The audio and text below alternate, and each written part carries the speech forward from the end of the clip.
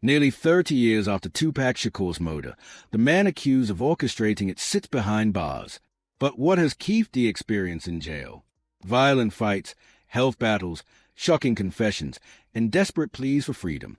This is the untold story of Tupac's alleged killer in custody. For almost 3 decades, Tupac's murder remained one of hip-hop's most haunting mysteries, buried under street codes, gang loyalty, and a culture of silence protecting those who knew the truth. In September 2023, that changed when Las Vegas police arrested Dwayne Keith Davis, charged with orchestrating the drive-by that killed one of rap's greatest icons on September 7, 1996. What happened once Davis stepped behind bars? Life for someone allegedly responsible for one of music's most infamous murders is just as dramatic, shocking, and complex as the case itself. This isn't merely about a man in a cell awaiting trial. It's a story of violent confrontations, health struggles, desperate pleas, and ongoing revelations. Understanding Keith D is crucial. Born April 29, 1963, in Compton, California, Davis rose through the ranks to become a prominent figure in the Southside Compton Crips during the violent gang wars of the 1980s and 1990s. He wasn't a wannabe gangster. He was deeply entrenched in drug trafficking, extortion, and gang violence, serving multiple prison terms, including a federal sentence for cocaine distribution. By the mid-1990s, Davis pivoted toward legitimate ventures, owning a car customization shop supplying lowriders for music videos, connecting him to hip-hop's booming scene. These ties weren't just business, they were personal, rooted in Compton's unique ecosystem where gangs and rap were intertwined. And on September 29, 2023, Davis' world collapsed. Prosecutors allege he orchestrated Tupac's murder in retaliation after a casino brawl involving Shakur and Death Row Records co-founder Marion Knight. Their case relied heavily on Davis' own words from interviews, his 2019 memoir Compton Street Legend, and a 2018 police interview.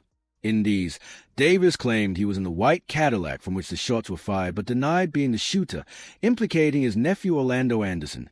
Killed in 1998, as a Triggerman.as legal pressure mounted, Davis revised his story, claiming his confessions were exaggerated for entertainment and profit, insisting on his innocence and the lack of physical evidence tying him to the scene. From the moment of arrest, his life turned into a legal nightmare. Multiple trial delays, bail controversies, health complaints questioning jail conditions, and more drama unfolding at the Clark County Detention Center in Las Vegas. A separate criminal incident while incarcerated threatened to add years to Davis' potential sentence. His bail attempt revealed the desperation and drama defining his time behind bars. Initially held without bail due to community safety concerns and flight risk, Davis' lawyers fought back. In December 2023, they filed a motion citing his poor health, including a history of colon cancer, and argued that his public statements weren't credible evidence, claiming his admissions were fictional for media attention. The judge denied bail in early 2024. Then, in January 2024, bail was set at $750,000, with conditions for house arrest and electronic monitoring. Securing $750,000 seemed almost impossible for Davis. By June 2024, news broke that he had reportedly obtained the funds via bondsmen, potentially backed by music executive Cash Wacken Jones.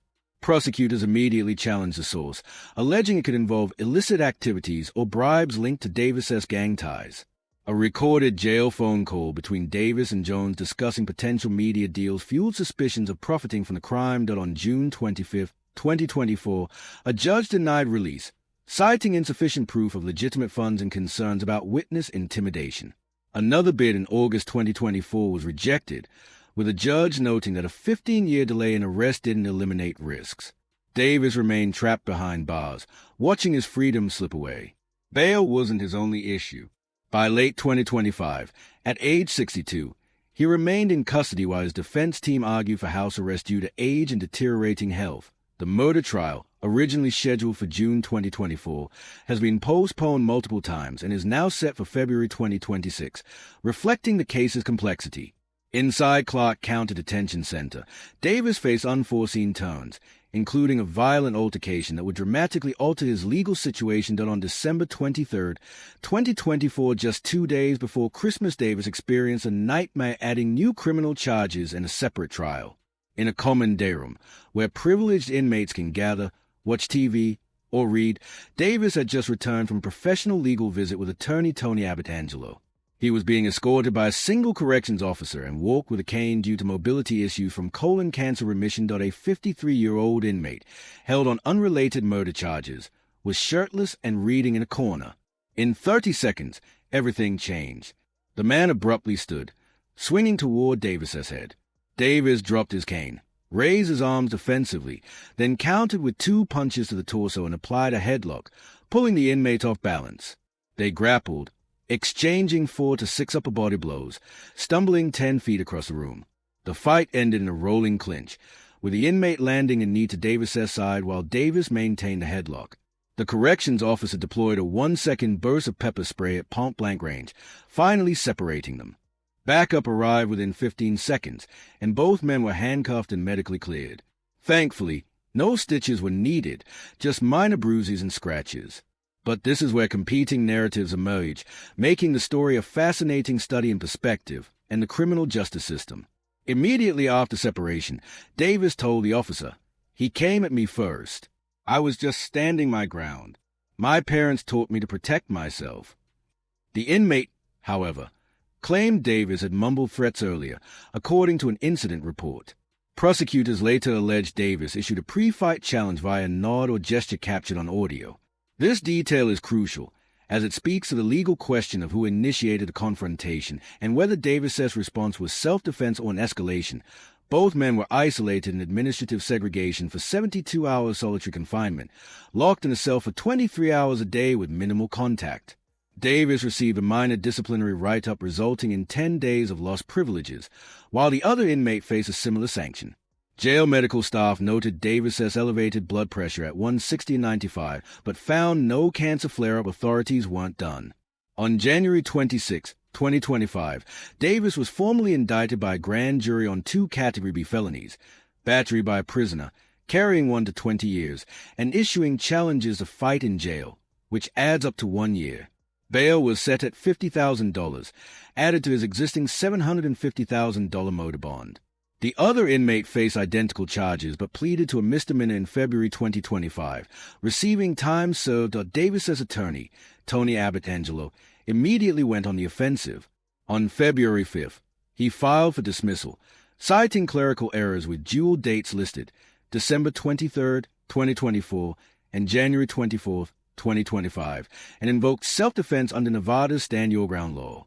A motion for video expert analysis granted on March 15th revealed that the inmate initiated the contact. However, prosecutors led by Deputy District Attorney Mark Dow countered with audio forensics showing Davis saying, "You want it," 10 seconds before the altercation interpreted as a challenge. This detail could make or break a self-defense claim, as issuing challenges can negate the right to claim defensive action. The trial commenced on April 9, 2025, with a 1-day bench trial before a 12-person jury in Clark County District Court. Prosecutor DeCal presented a 4-minute edited surveillance video enhanced for clarity. Officer testimony came from Corporal Ramirez, who described Davis as escalating after initial contact. Incident report excerpts emphasized a headlock as a critical factor. The defense fought back vigorously. They called forensic analyst Dr. Elena Vasquez, who broke down the video timeline, showing a 0.8-second reaction time for Davis, consistent with self-defense. Davis testified, waiving cross-examination, saying, "I was ambushed."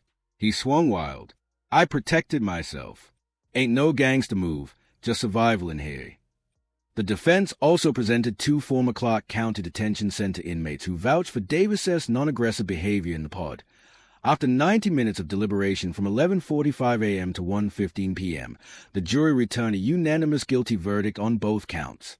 They noted the video clearly showed initiation but ruled Davis's response proportional, yet rule violating a nuanced distinction, essentially stating, yes, the other guy started it, but that doesn't excuse breaking jail rules.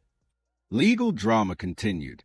On April 29th, prosecutors opposed a new trial, claiming Davis missed a 10-day filing window. On May 27th, jurors were subpoenaed after a filmmaker alleged a juror discussed the case mid-trial, which juror 7 denied in July.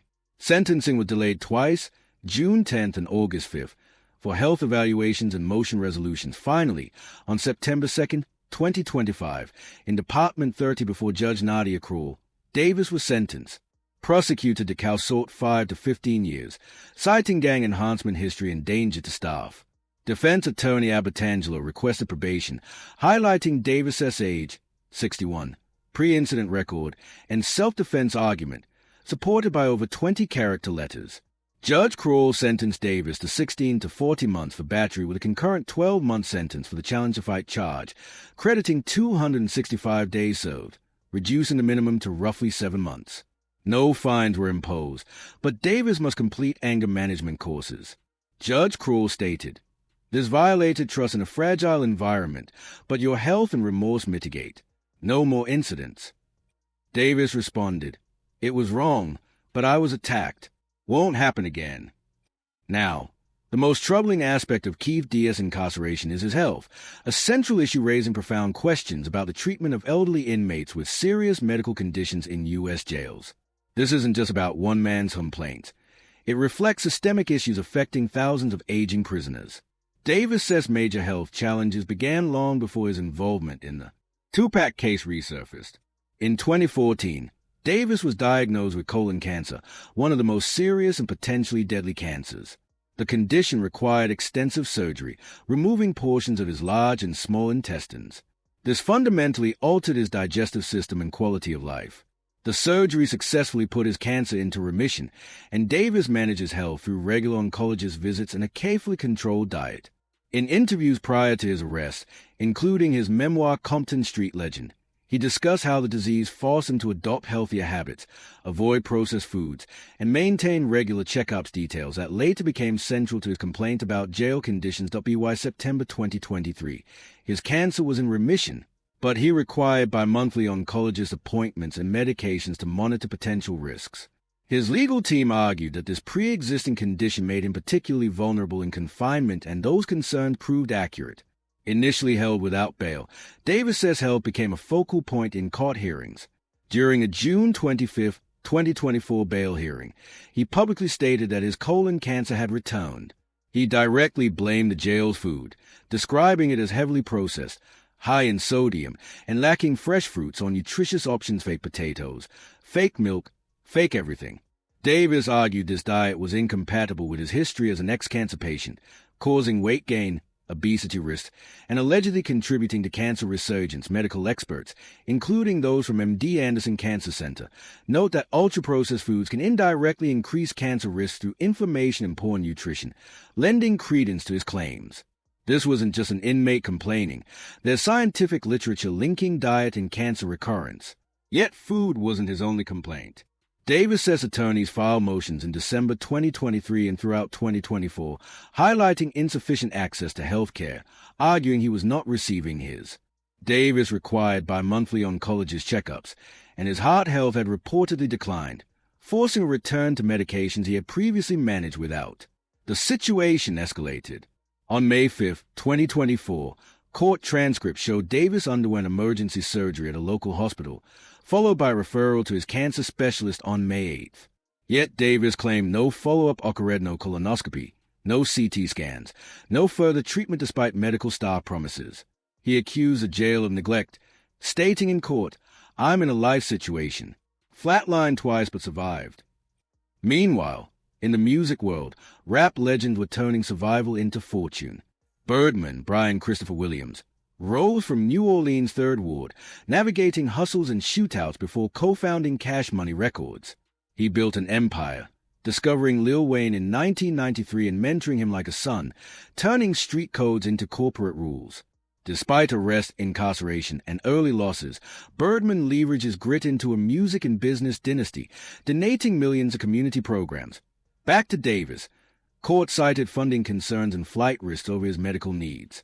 Prosecutors argued his health claims were exaggerated, using his own public statements as evidence rather than proof of frailty.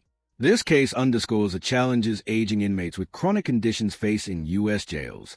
Davis says gang affiliations and the high-profile nature of the charges have largely overshadowed his medical plight, with judges consistently prioritizing security over health in proceedings. Flight risk and witness safety concerns have consistently taken priority over Davis's medical needs. Meanwhile, unverified speculation linking him to figures like Sean Diddy Combs has added extra stress, though no legal proof exists. If convicted of Tupac's murder, Davis faces life in prison, where limited access to specialized medical care could worsen his health. Medical and legal experts note that while Davis says claims align with common inmate complaints about poor nutrition contributing to chronic disease, privacy laws make independent verification difficult. Still, his complaints are consistent with medical understanding of cancer and diet. His defense continues to push for house arrest, arguing that at home he could access proper nutrition and medical care. As of November 2025, Davis remains incarcerated, serving his 16 to 40-month sentence for the battery charge while awaiting his February 2026 murder trial. At 62, he maintains his innocence, with legal arguments focused on lack of physical evidence and potential new leads. In July 2025, he filed an appeal with the Nevada Supreme Court to drop the murder charges, citing insufficient evidence and claiming immunity under a 2008 to 2009 police proffer deal. That appeal was rejected on October the 15th, 2025, though the story of Tupac's alleged killer in jail remains far from over. It is a saga of health struggles, violent incidents, repeated bail denials, and a slow-moving legal process.